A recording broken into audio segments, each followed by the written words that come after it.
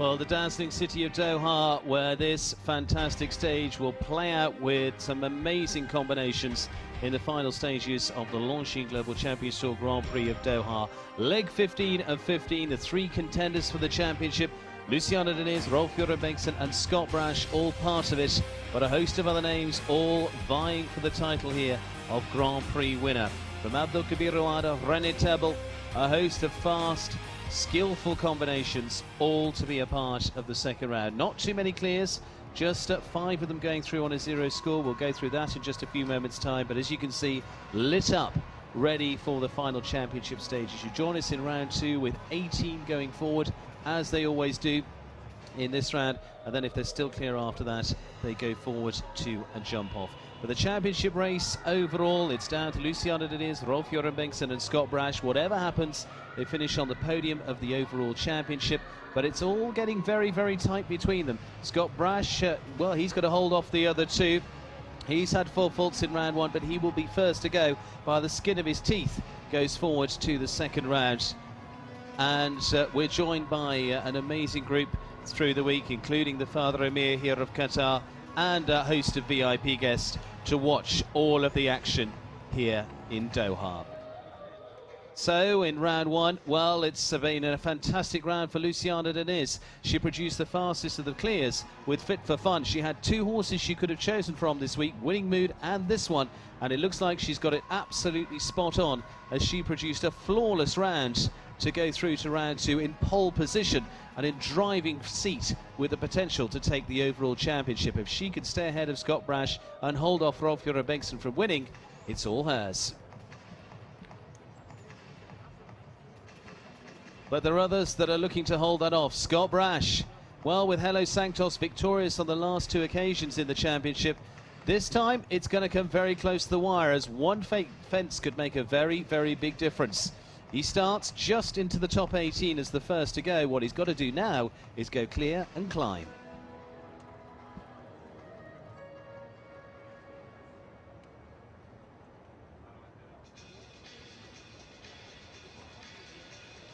Bringing it to a very close battle between these. And Rolf Bengtsson already in the mix. Simon Deleste, Classic Bois Margot. Well, we were hoping for a superb round from them. And he's had such a very good run recently. But 4 faults just keeping him out of it. Of course, he sits 4th place in the LGCT rankings. John Whittaker as well was another one vying for a good position in the overall championship. He'll get that regardless. He was in 7th place going in, but unfortunately fences down this time, keeping him out of that second round. But still, with a top 10 finish to come for the British legend. Penelope Le Provost, who's had such a very good run recently, is another that's right at the top of her form at the moment. And was sitting 8th place in the LGCT rankings after wins in Rome this season, but the polls fell very, very quickly. Well, who will they be focusing on all the way through? The news coming through as we go, and this is how it stands at the moment going into round 2. Scott Brash will start us off. He's on 4 faults, as is Emanuele Gardiano, Harry Smolders, Kevin Stode, Daniel Deusser, Lauren Huff, all on the 4 faults, as is Luke Beerbam and Carlos Lopez and Bertram Allen even as well, all within there. A whole group of them on the 4. It came down to time that separated those. Time that separated the others. 1 time fault, Hamid Al-Lantier, Dodo de Miranda and René Tebel. And then our 5 clears with that potential to make the jump off as we see those final few. Sheikh Ali bin Khalid Al Thani and those on down. Basim Hassan Mohammed, 2 for the home nation. Meredith Michaels, Beerman, Rolf Bengtsson, and that key round from Luciana Diniz to decide the championship for 2015. Well, we welcome guests from Qatar, and including the Qatari ruler here to watch the very best competing, but we're welcoming them from around the world and beaming the pictures into every nook and cranny where you can catch all of the best in show jumping as they play it out for the last stage of this fantastic series.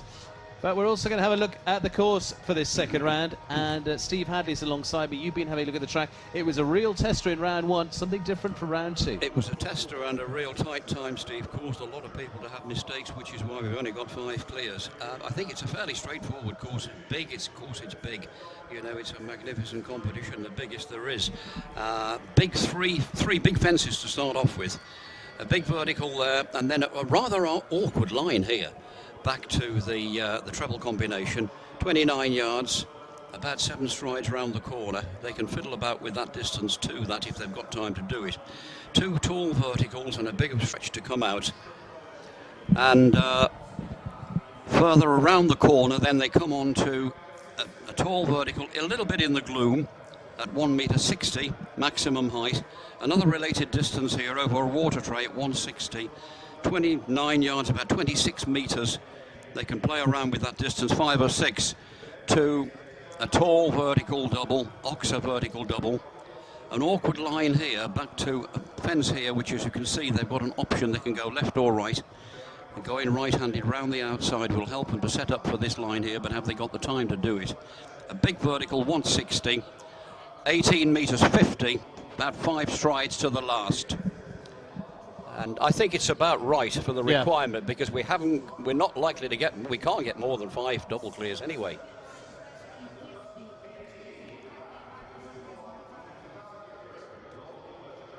Well, we can see the stage there for this, and 18 of them to go forward in the second round.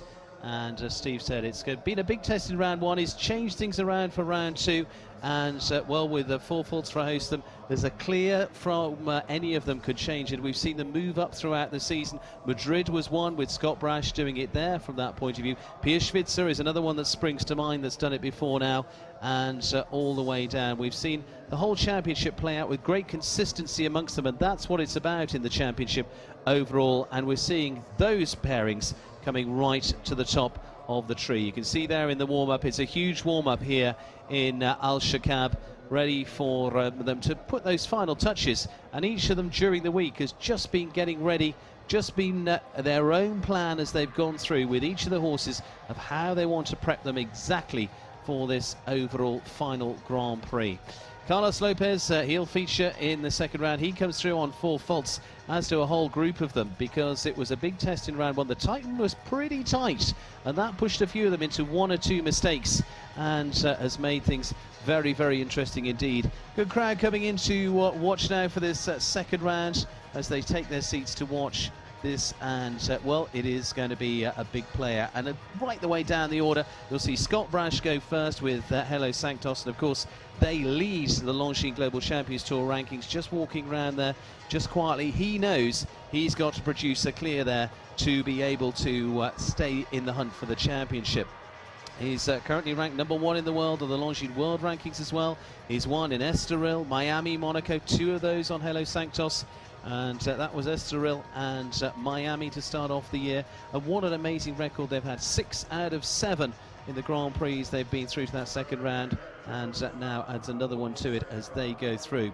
So we will see. It comes down to this man to dig deep once again and produce a clear if he can, as he just waits under starters orders, ready to come under the arch for the final riding out line. He can't go through to the jump off because he's on 4 faults, but has the potential to climb up the placings as we go. So Scott Brash, the pressure comes on him a little bit now. It'll come then on to Luciana as the one late on, but Rolf Göran Bengtsson has still got to win it to be able to feature in the overall lineup. But whatever happens, all 3 of them will be on the podium. The podium's in the medal, ready to receive them. But Scott Brash, you see the steely glare that comes on his eyes once again, fixed and focused, as we've seen so many times before, as he tries to pull another rabbit out of the hat and produce a clear here. Can he do that? And then it will all depend on the rest to how his final position affects his positioning in the overall championship. Right, let's have a look round. A hallmark of Uli Vetsaani's tracks: square oxers, tall verticals, and 3 very big fences to start off with. A triple bar, nice fence to kick off. They can ride to the bottom of this. and get the horses up in the air like that. He won't know how the time is, being the first to go, nobody to tell him, so he's rushing a little bit to make sure that he's in the time allowed. An unfortunate mistake in the first. He's really got to ride for this, and as Steve said, only a clear round will do. Big verticals there, 2 short strides to that oxer there coming out. This fence has caused a bit of problems throughout the week here. It's a light fence, but it's okay there for Scott. A related distance here, down 26 metres. 6 strides, tight 6. Not a bad distance in there. I think this is a nice enough course. I think we'll get a few clears. Will we get enough double clears? He's going straight across there to the sharp end, the tighter turn of the 2, and now 2 big fences, 18 metres 50. Oh. Not his night, is it? No. Not this year, Scott. 62.69. Time allowed 77 seconds. Well, it comes down to the rest. Is the other thing that comes into it now. It comes down to Luciana. Rolf has still got to win to get ahead. Luciana is the one that could spoil the party, has got the biggest chance of spoiling the party at the moment by finishing ahead of him. But based on what we saw from Fit for Fun earlier on, hard to see it them ain't not... going to happen. One would not think so anyway. Hard to see it. However, but, it's certainly going to be a nail-biting competition all the way through. I mean, this is tremendous competition here tonight, but not the result at the moment that Scott Brash wanted. Sure of a podium finish, but which step on the podium? Well, Emanuele Gaudiano now of Italy with Admira 2, this 10-year-old Dutch-bred horse. Has won a class here already this week, finished 3rd in Monaco, 16th, was through to the 2nd round in Cannes as well. Won a couple of classes in Verona in the last few weeks. Starts out on a score of 4 as well.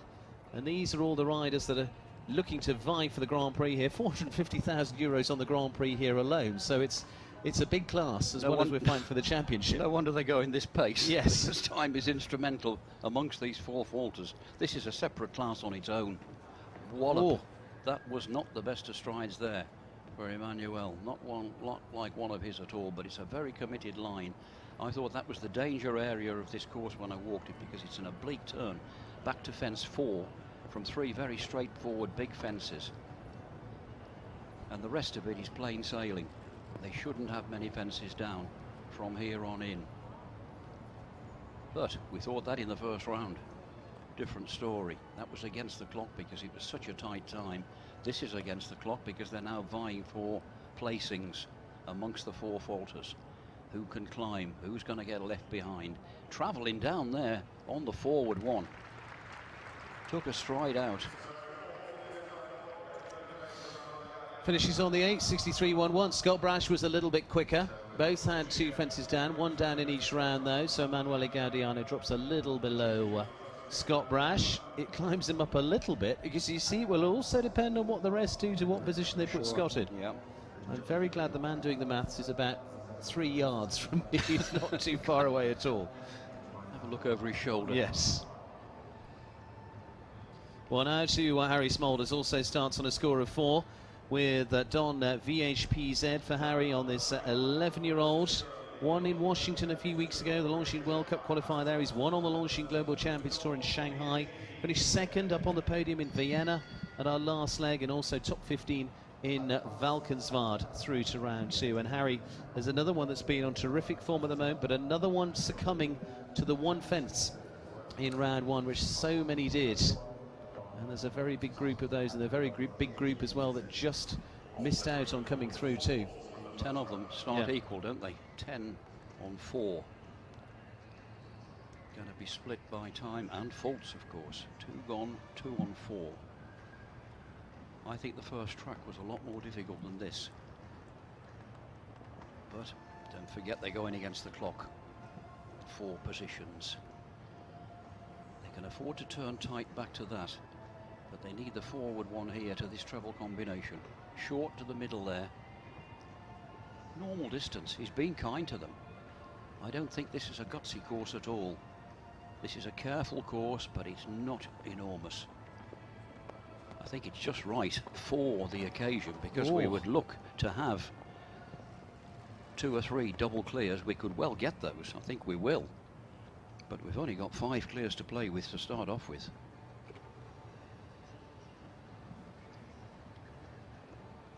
So that is the maximum amount of double clears we can get in the jump off anyway.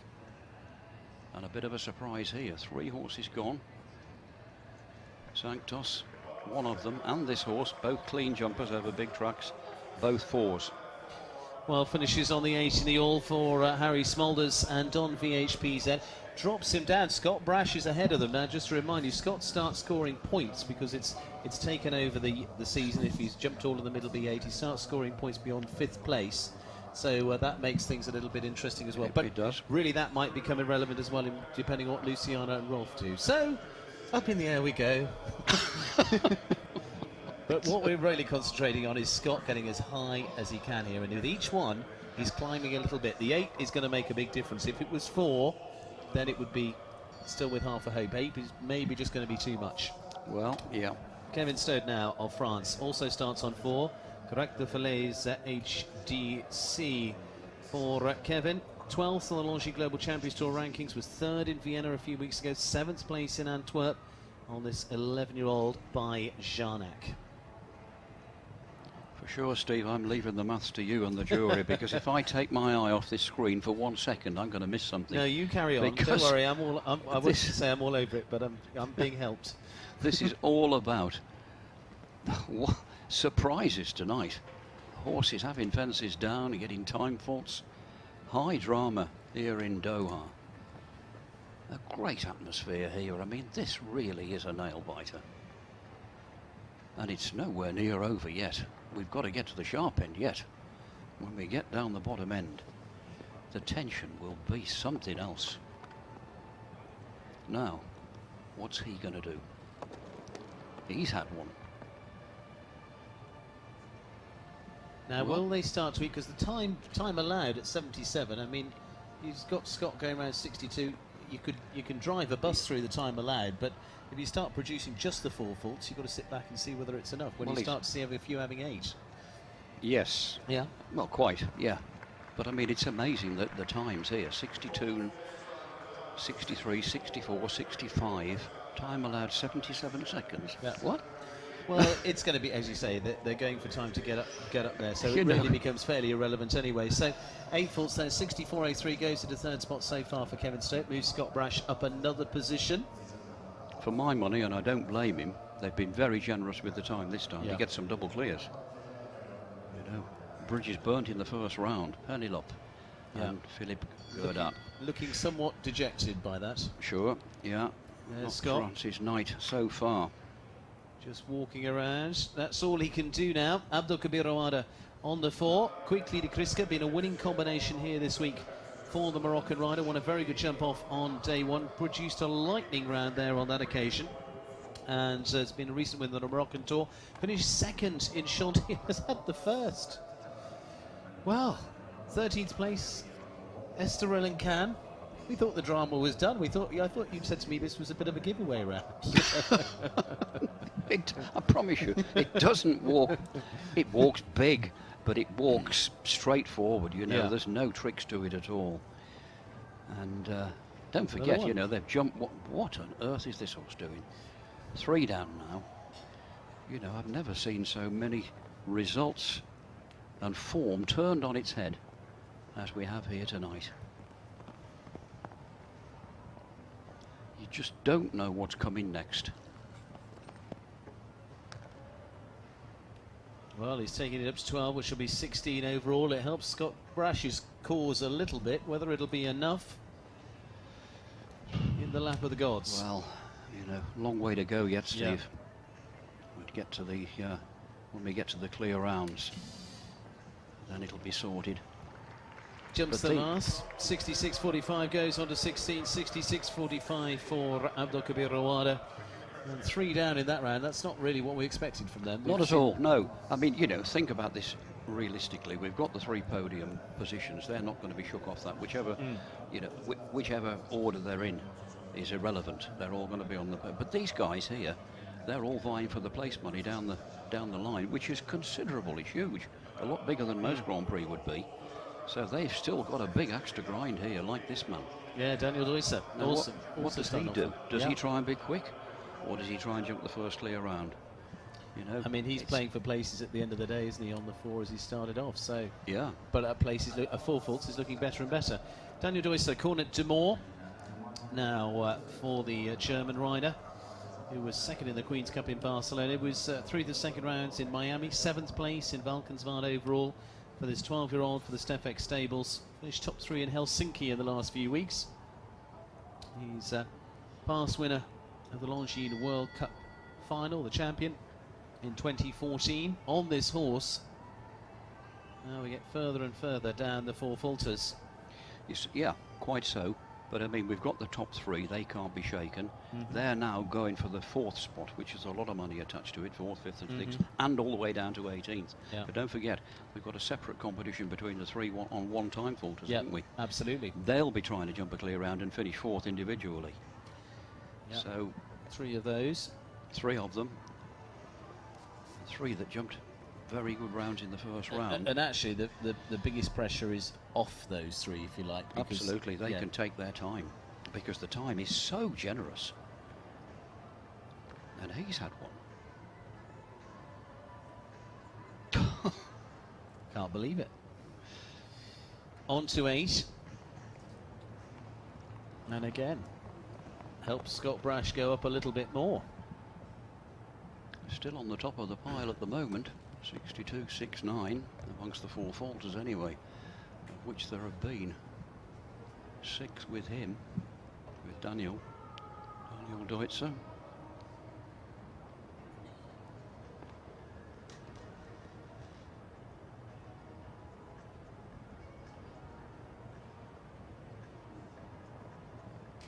Just a nice 5. You see what I mean? I mean, all these distances are spot on. He hasn't played around with distances whatsoever. Finishes on the 8, then goes into 5th place so far. Daniel Deusser and Cornet de Moor. And it is the slowest of the 8. And, well, the story changes round once again. A couple tumbling for Daniel this time.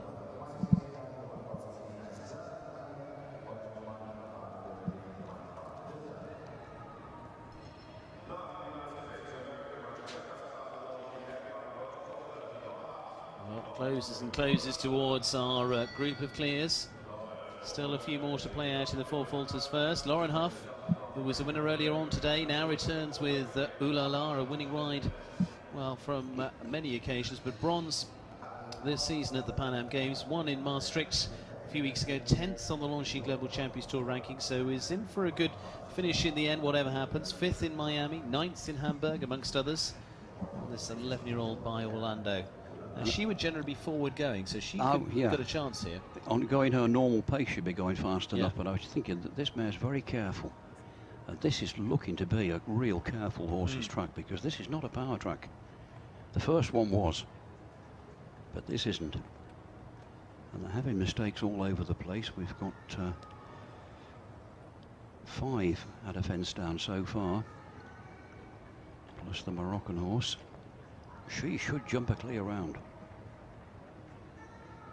She's down a gear, isn't she? She's just going nice and steady, banking on. This is the first one to have played the percentages and taken her time to post a clear round. And now she's lost it. Now she's got to go a bit. Cross on the angle there, that's dangerous. Got away with it. Straight on, shortest way, inside track round there. And then she won't take a stride out down here. She'll come on the 5. Long way on the 5 anyway. Slower. Well, it is 8 in the end, 66.41 as you say, a bit slower, because she was going for that clear in this round. It didn't quite pay off. She had 1 fence down en route, finishes on the 8, 66.41, and takes her down, well, then, yes. Amongst the 8, Scott Brash is the quickest of the 8 falters so far, 62.69. Lauren would be 5th as it stands. Luca Beerbaum now, and Chiara, the German rider who was last to go in round 1. Just unfortunately that 4 fault so close. Speaking to him there, I know it was agonising for him, but he said horse jumped really well. She did jump well, and Ludger rode out of his skin, didn't he? Ludger at his brilliant best. And just watch this for a carry job, because this, the way it jumped the first round, should jump a clear.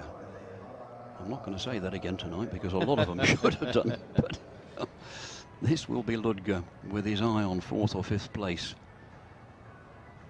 Don't forget, one of the time faulters, any of the time faulters could have a fence down. Put them on 5. He's not going to go flat out. No point. Turns up a bit there. This mare's jumping well tonight.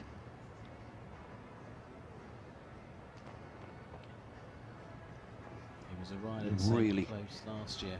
Wrapping those long legs around her and saying, come here, come up in the air.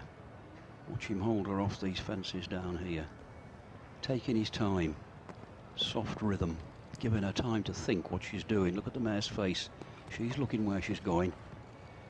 She's looking what she's got to do. Now, get this out of the way, and the rest should be easy peasy. She'll know she's been carried down, these two, I tell you.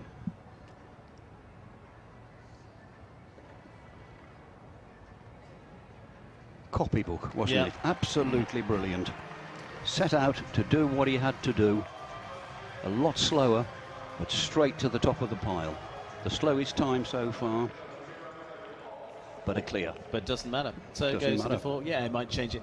Okay, we've got a couple more on 4 faults, but he's given himself the best possible position there, having seen the others have a fence.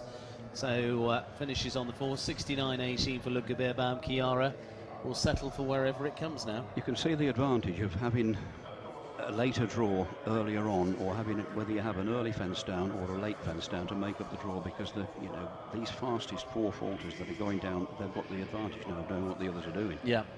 I love this formula. I think it works brilliantly. So entertaining. He was unlucky too as well, wasn't he? Absolutely. Carlos Lopez on the 4 comes in, the Colombian rider, with Prince de la Mer for he's had another good season. Was winner in Miami of a class there, finished top 5, finished 4th place in Chantilly back in July. So it was part of the jump off last night on this 12-year-old Prince de la Mer. Now, what's he going to do, do you think? Well, more than capable, but wouldn't be that fast, if you like, usually, would they? So no, he can be. He can be, but I just wonder whether he will be. Yeah. Or whether he's just going to try and emulate Ludger, which I think he is, look. He's going to try and jump a clear. That's first and foremost, isn't it? Yes. Oof.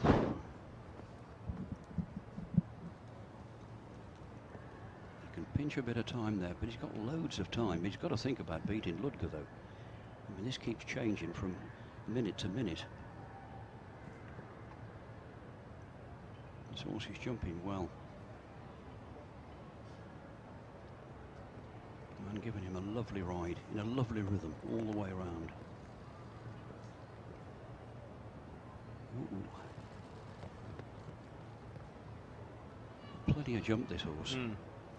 Minor of Ludger's time, 69. Oh, just had 18. to be a little bit off it. Had to just throw him at it a little bit. He won't catch Ludger. Well, he's had a fence anyway. Yeah. But he won't be quick either, will he, now? No, so it helps Scott a little bit again. Yes, exactly, yeah.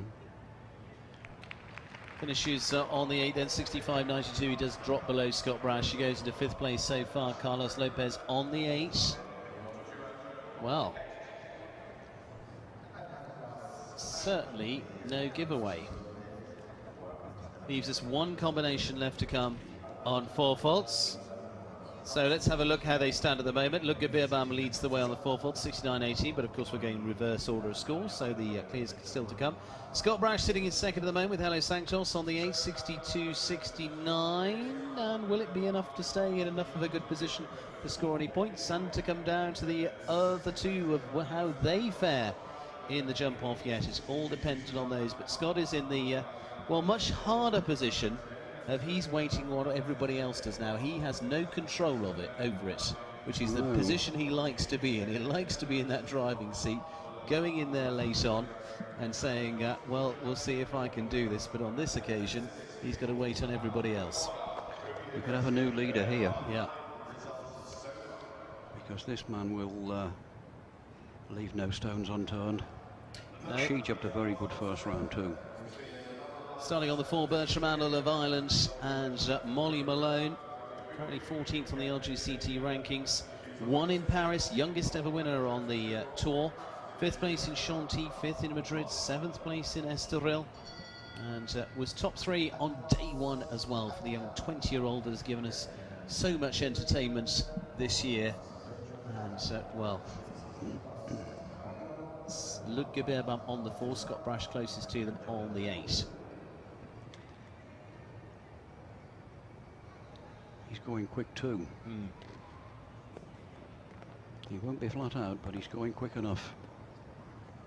Good strategy, because this mare jumps just as well whether she's galloping or whether she's loitering. She doesn't loiter anyway. You know, he's always riding her forward. She's so trustworthy to jump verticals like that. Snaps away in front, look. Clean jumper, but with a big jump as well. Good combination. Letting her travel down here. I thought she was so unlucky to have the fence in the first round. Get this out of the way and then he can travel. Ludger Beerbaum, 69.18. Get straight. Has done. Well done.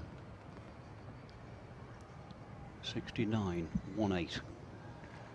Good new leader. Good man, Bertram. Easily. 64.30, Bertram Allen goes ahead. Family are all here watching. Well, some of them are here watching on. They need a whole plane otherwise. If the whole family here, came. isn't she? Yeah. Molly Malone goes into the top of the leaderboard. Bertram Allen leading the way then. Ludger Beerbaum, well, on the same score on 4, but it's a little bit slower on 69.18. Scott Brash in 3rd position as it stands at the moment on the 8-foot, 62.69. That was a cracking round, wasn't it? Yeah. Beautifully Sculpted round that was. Masterful from a 20-year-old. Yes. Well, Bertram Allen puts what he needs in the bank. Now we start on the scores on 1 time fault. They can bring 1 through for the first round. There's 3 riders on that. The first of those is Hamed Al-Attiyah of Qatar with Apogino. There's been 3 riders through for Qatar, 2 of them producing clear, Sheikh Ali bin Khalid Al Thani and Basim Hassan Mohammed. But this young rider for Qatar making his mark here, went through the second rounds in Paris and London, and now adding Doha to that tally. Leaning in and watching. Could be an evening to grab hold of something, I think. Now, different ball game here, because there's no point any of these going fast, really. They've just got to get a clear round, haven't they? Because they're going to finish on clear or 5. Yes. Well, 1 or 5. And 5 won't do. 2 4s already. And the clear rounds to come. 5 of them. Oh, no. It's gone. It's gone. So that changes things around. We'll drop him into 3rd place at the moment. As long, oh no, another one's gone. That changed around and suddenly he drops below all those 8 falters, because that 1 time fault makes all the difference, putting him on the 9, and another one drops as well. Not quite happening in this round. Launches in there.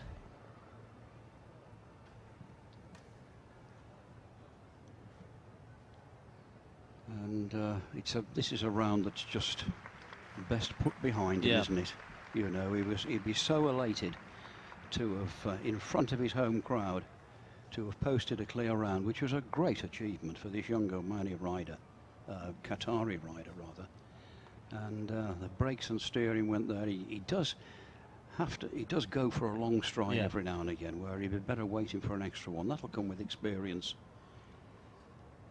And he's very young. He looks older than he's around about 20. He's pulling out at the last. He's pulling out at the last, really. So that's form best forgotten. Put it behind you.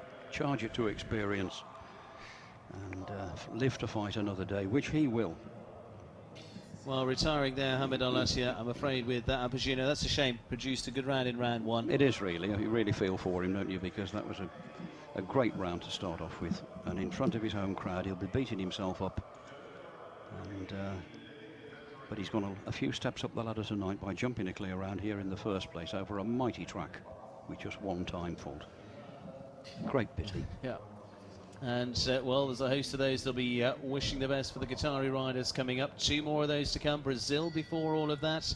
Doha Veranda of Brazil. AD living the dream. Produced one of the best rounds we've seen so far from this pairing in round 1. 3 times they've been through to the second round this year. Won the Queen's Cup a few weeks ago on this 10-year-old that joined his string this year. And I think that was fair to say. Good round in round 1. I mean, one of the best we've seen. Brilliant round. The best round I've seen this horse jump. It was a super round. I hope he does it again.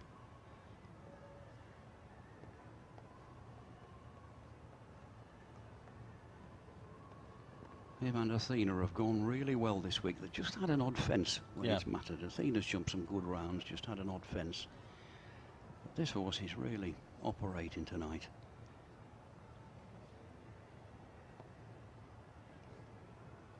Well ridden. Now, this difficult turn and a difficult line here. Obviously the time is not a factor. He's got to jump the clear. Time is very generous, 77 seconds. Getting a beautiful ride here. Oh, he just unfolded a bit quick there. And then took the other one with him behind. That is a hammer blow. Yeah, that's going to prove costly. Goes onto the 9, drops below all the 8 falters, so takes him a good way down the order. Scott Brash in third at the moment. Ludger Beerbaum and Bertram Allen both with those 4s, of course. Bertram the quicker of the 2. Well, a bit of trouble at that double. Apart from the rest, it was very good, but 2 down, and that's expensive. Mighty expensive. 1 more. And a mighty one at that. We could have a new leader. Yep. On the 1 time full coming in, though, Doha Veranda drops down to 10th place overall. AD living the dream. Finishing on the 9 this time. Sick about that. Doha. Justifiably so, because it started real well. But just came down here, unfolded a bit quick. In front, actually. And then took that one with him behind. Ooh, up. So Doha heads on out, and it is René Tebel now. Riding for the Ukraine with Forlab. We'll go through the second rounds in Chantilly and Vienna this year on this 10-year-old. He's been a rider that has led the way so often, riding internationally for Germany, and now recently crossing nationalities to ride for Ukraine. And as you say, I mean, hugely experienced, top man for doing the job, very good trainer. Top man for this occasion now, because this is a pressure round again, isn't it? I mean, they all are here, but this is a real pressure round, because this could take the lead. And then we've only got 5 clears. He could be in here. If he can pull this off, he could be in here for a top 4 placing. He won't be in top 3. But 4, 5 and 6 are up for grabs. That's not a great start. He's a bit low down there.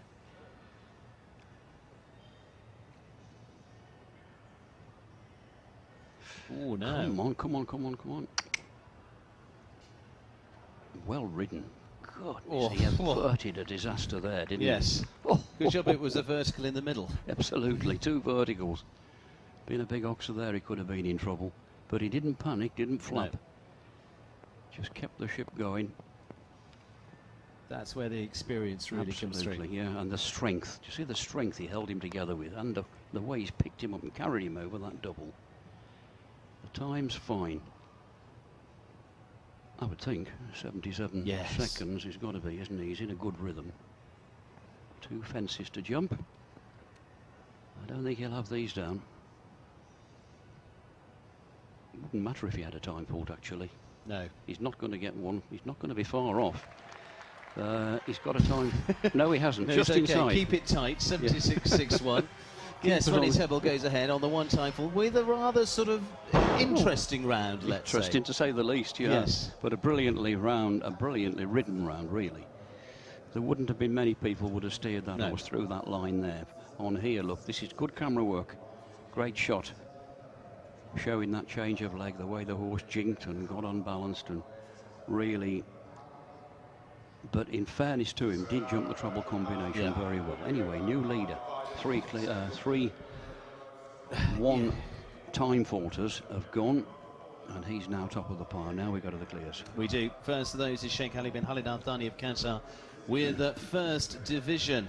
The Qatari rider who's up there as the 6th on the Longines Global Champions Tour rankings this season. 6th place in Antwerp, 5th in Cannes. Jan Tops, who's in charge of training the team and works with them, seems to be 24 hours a day, and amazing results because of that.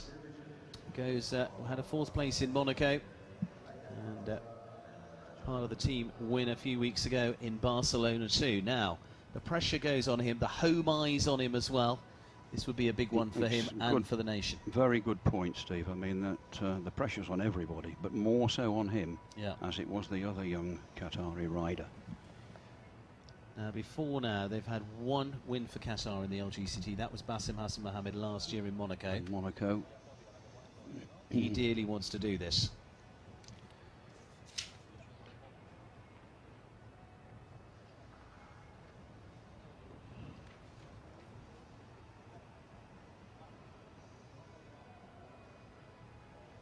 All year he's been there or thereabouts.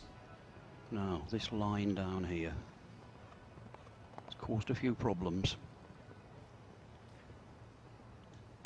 They've got to sit and wait for that fence to come to them. They can't attack it. It's a short 6. The 5's not there, and you don't need it anyway. Now, get this vertical out of the way. Nobody's had this down yet. This horse is really jumping for him now, isn't he? Come on, Ali. Sit still, quietly. Up he goes. Good man. New leader again. Produces the clear. That's yes. Super result there for the Qataris. Well, it is a good one for him, and of course he's got a great group of people watching, family as well as the father Emir, Sheikh Johan, also watching. The pressure comes on him as well. It was enormous. As all the local big players are all here watching. You know, and he didn't flap, he didn't panic at all. Just sat quietly and just pressed all the right buttons. That was a superb round. Well, that could have gone so wrong if he'd have been worrying about the job. Well, joining us, as I say, Father Emir and Sheikh Johan, they've all had a huge influence across the world in equestrianism as well, in racing as well as show jumping. Bassem Hassan Mohammed is the next to fly the flag for the home nation with California. He knows what it's like to stand on top of the podium, and can he do it again? But it's going to be a battle with his teammate here, California. Jan Tops again, watching. Nothing he can do about it now. Riley finished 2nd in Miami, 8th in Antwerp, 3rd in Valkenswaard. And at this stage is a man with every chance. 13-year-old California by Corlands.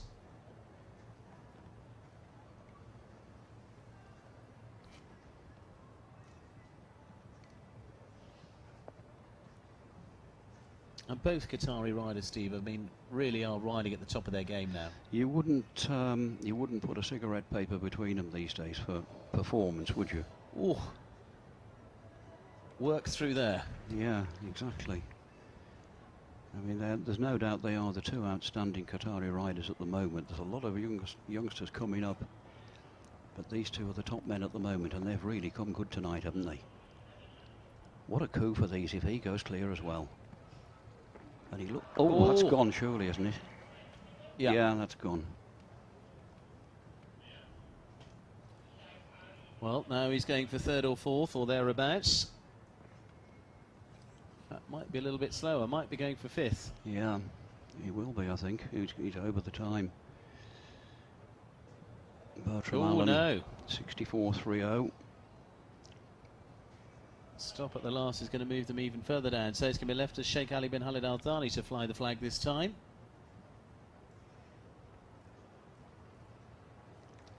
Pity. 2 rounds out of 3 for the Qataris have gone awry. But hope still with Sheikh Ali. So Bassem going down to the 13th position with the 11 faults in the end, 86 to 9. Sheikh Ali bin Khalid Al Thani producing the only clear. One-time penalty from Ronnie Tebble to sit in second. Scott Brash, in case you're wondering, is sitting in fifth at the moment, which is where he starts to score points as well. So he's hanging on in there.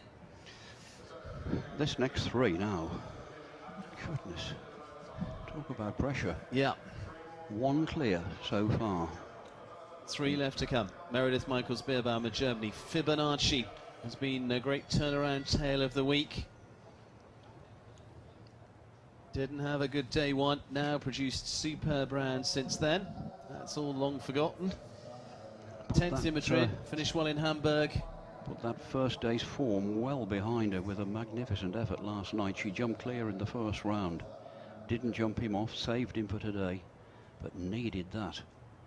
Boy, did she ever, having been eliminated on the first night. But he's put it behind him. Could well jump a clear here. And then Rolf Guren and Luciana to come. What a prospect. What a competition. This will suit him all right.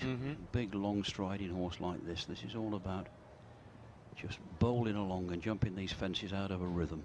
I was going to say, I mean, this horse has all the power. I mean, oh, another one. He thought about it, didn't he? Yeah. He's got that sort of technique that takes a lot of effort to sustain it. You know, and it could just bother him a little bit. She's riding him forward, no better rider than Meredith. To kick a horse forward into a fence off a good forward stride is her way of going. She rode Belladonna just the same.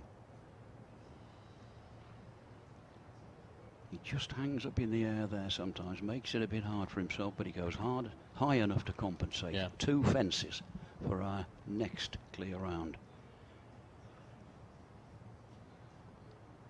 We've got to jump off. Yeah. Got to jump off. Well, that's the one. Double clear for Meredith Michaels Beerbaum. A little bit of a heart stopper in there in the middle. Oh. I think we might be slightly out of rhythm with that. There we see Sheikh Ali bin Khalid Al Thani, Jan Tops going through the jump-off course. Meredith Michaels Beerbaum, she'll be down there going through that in a second. 2 of them on a clear so far. And it comes down to our 2 big contenders in the championship now as our next 2. These are real championship deciders. Rolf Göran Bengtsson needs to win if he's going to get in the championship. Luciana Diniz, well, Scott Brash is pushing it in her direction a little bit at the moment. Casal Ask, going so superbly this year. Gone through in every single round of the Grand Prix. They've jumped 10 out of 10, and that's how you describe this pairing throughout the season. Of course, they've had wins in London and Rome, 2nd in Cannes, 3rd in Hamburg. They're 3rd on the LGCT rankings, 10 points between them and Scott Brash, who leads the championship at the moment on this 16-year-old that has shown such great consistency. Now, there are many that would be willing this one around. What he's got to go and do is just, if you like, just put the clear in the bag and keep himself in the hunt. Last year he won the Grand Prix and it wasn't quite enough to hold off Scott. He could be in a similar situation with Luciana again. He could well be. He could well be. He's got to get this round out of the way first, but the way this old boy's jumping, all 16 years young of him, it would be against the form and against the way he's been performing for him to have one. And this man won't crack, even with all this at stake.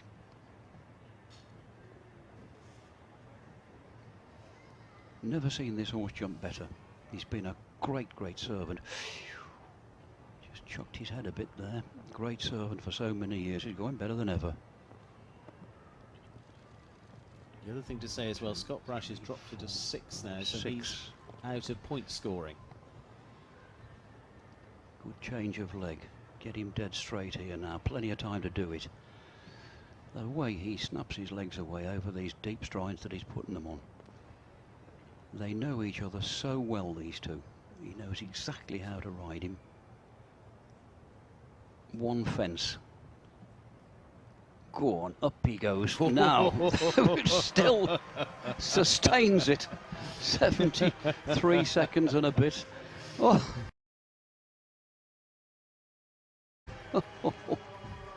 What a ride.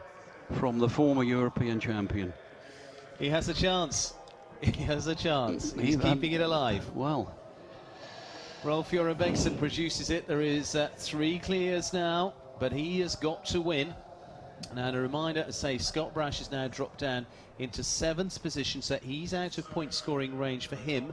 Luciana starts scoring points from 7th upwards. yeah. So the advantage is shifting in her direction, because remember, Rolf is all or nothing. It's got to be first or nothing at all. Bo Christopherson there, as ever, animated. Absolutely. Let's just look at the leaderboard, though. I mean, if you had to pick 3 horses, out of 3 horses, who would be the fastest of those 3 if she had a fence down and those 3 went against the clock? You've got Rolf, Meredith, and I maybe favour Casal. We will see. I would say so. This is the one that is going to change it all around there. This is the Luciana cruncher, yeah. because you could back her almost to beat Casal or to be on level terms. This is the big danger. This is the pivotal turning point, one way or another, of this competition. 2nd in the rankings, 1 in Vienna, 1 in Madrid, 2nd in Rome, 2nd in Paris. This mare was doing handsprings in the first round. Can she do it again?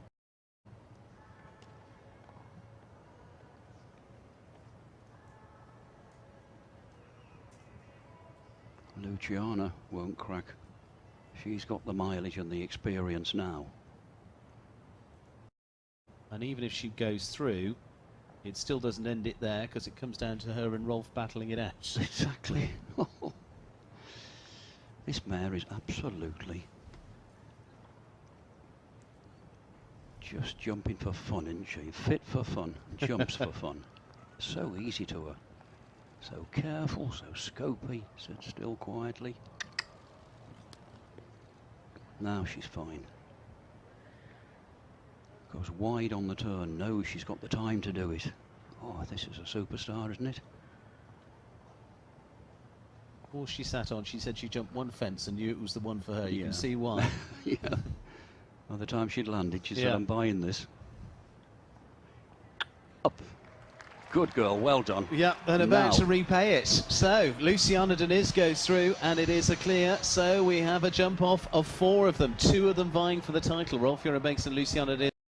Meredith Michaels-Bierman and Sheikh Ali bin Khalid Al Thani could upset the party a little bit. It could be a good win for them, because remember, Rolf has got to get first place. So he has. So, you know, and well, they'll go in the same order, won't they? Yes, they're going. So yes, so she's got the advantage. Yeah, she'll go last. He's got the gun to his head. Yeah, I would say, all things being equal, nothing against Meredith and Sheikh Ali. I think Casal would be faster than those 2, all things being equal, fences being equal, and then she's got to follow him. Absolutely. The crunch of the matter is here, how fast does he go to force her into making a mistake? Basically, looking here as we look at it, the last round is going to decide the championship. Oh yeah. Yeah. Simple as that. So going through Sheikh Ali bin Khalid Al Thani, Meredith Michaels-Bierman, Rolf Göran Bengtsson, Luciana Deniz, all there in the mix. 1 time fault there for any table to finish in a good position.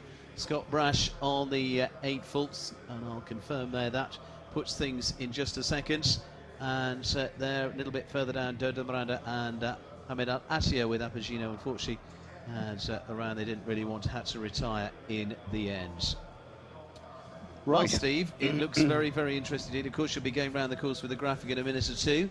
But I've been so intent on watching that, I've forgotten what it was now. I had a look at it when I walked the course.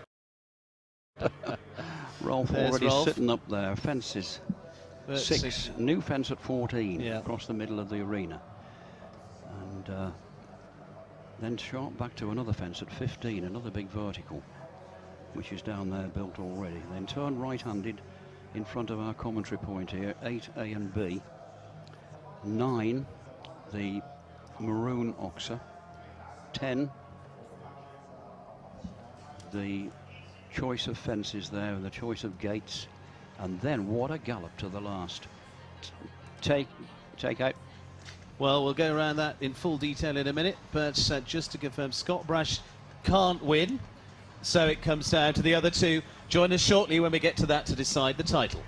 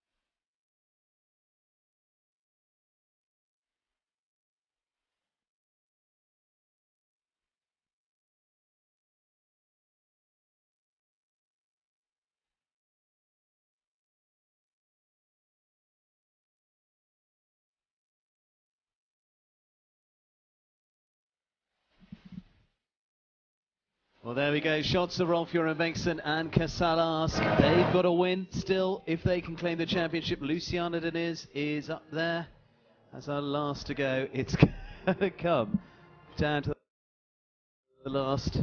Well, I'd like to say, Mab, it's going to come down to the last lady, actually, in this occasion. Well, it will.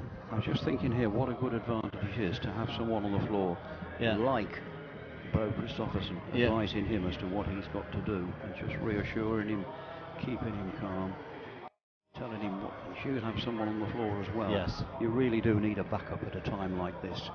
She's leaving it late to look at the jump-off track, but I can tell you what it is.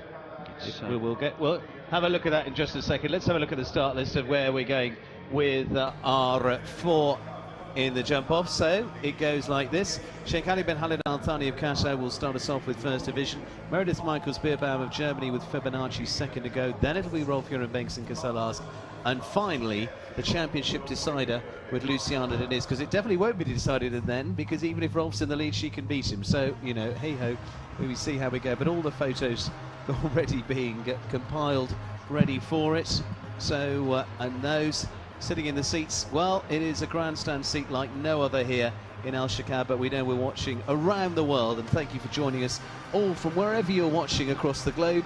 Marco Kutscher happy to sit this one out this time and watch from the edge. But Steve, you're going to have a look at the course for the jump off. Let's have a look at it. Well, here we go, and it's a real gallop. It has to be with the largesse of this arena. Fence 6 they start off at.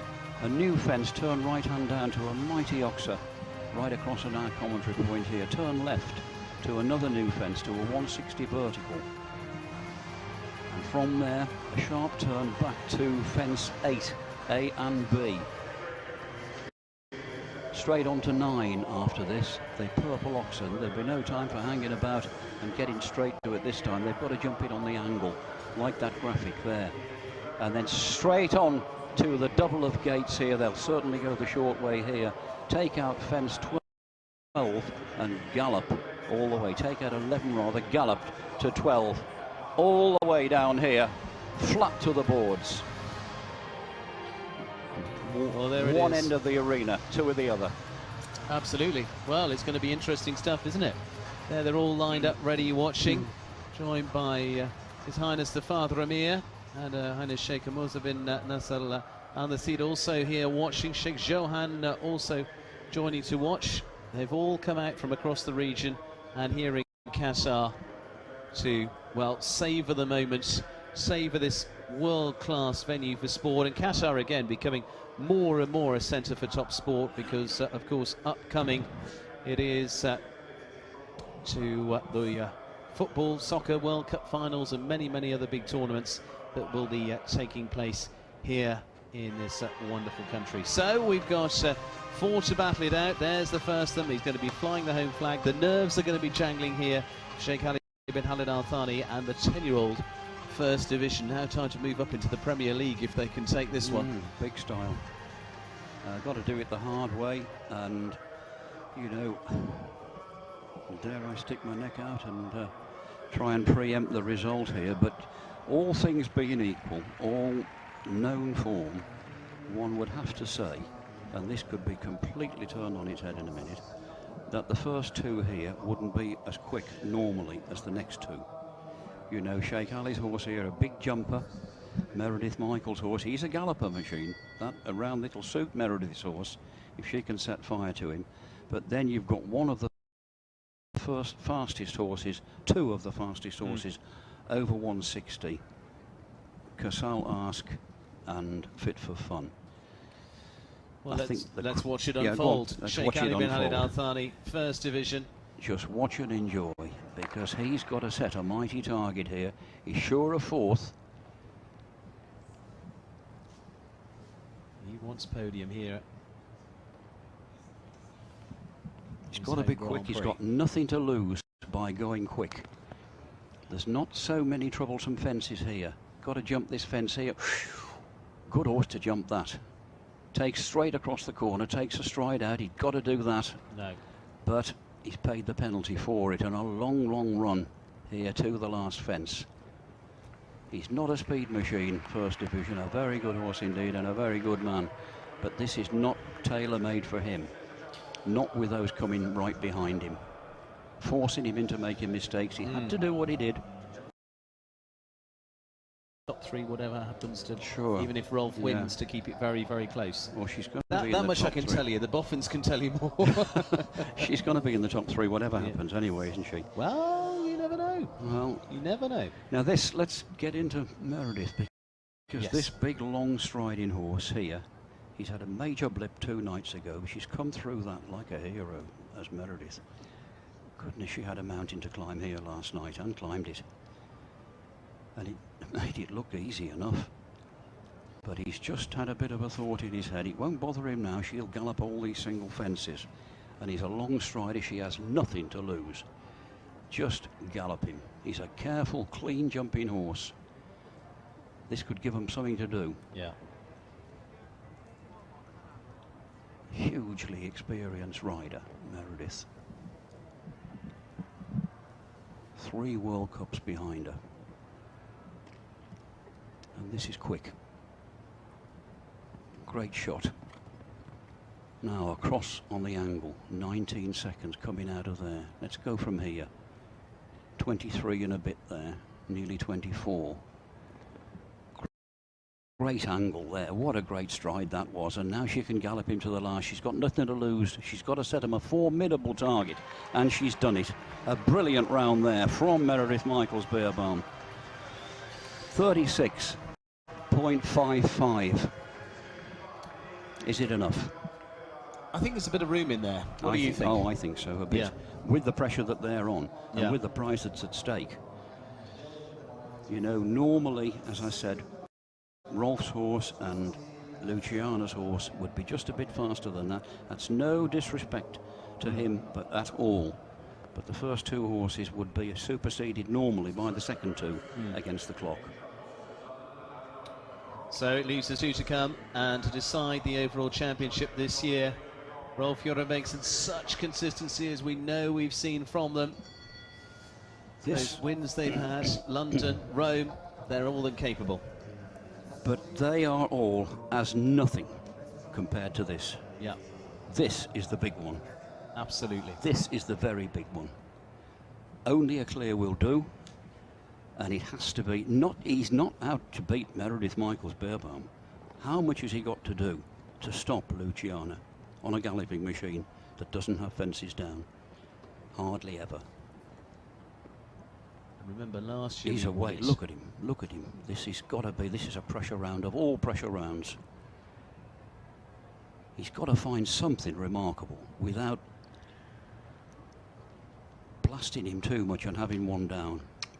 Great shot. Picks him up over there, carries him over that. Turn. Now, 1, 2, 3, 4, 5, 6. He's gone for the 7. Got the angle now, galloping. 36.55.